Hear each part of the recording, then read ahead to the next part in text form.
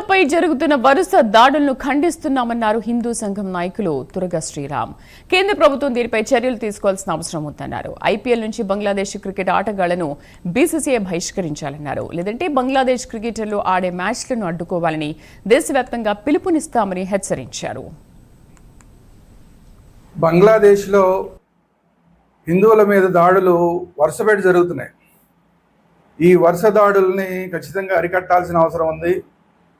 భారత ప్రభుత్వం దీని మీద చర్యలు తీసుకోవాల్సిన అవసరం ఉంది.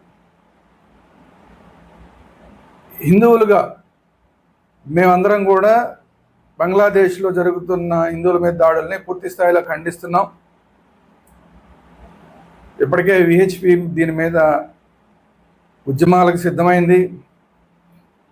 అదేవిధంగా మేమందరం కూడా ఇతర హిందూ సంఘాలన్నీ కూడా దేశవ్యాప్తంగా ఉద్యమాలు చేస్తున్నాం.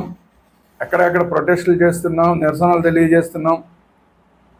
అయినా కూడా బంగ్లాదేశ్లో హిందువుల మీద దాడులు ఆగట్లేదు.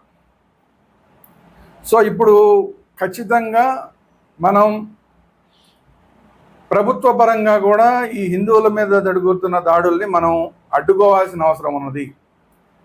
అదే సందర్భంలో ఐపీఎల్లో బంగ్లాదేశ్ ఆటగాళ్ళు ఎవరైతే ఉంటారో వాళ్ళందరినీ కూడా బ్యాన్ చేయాలి.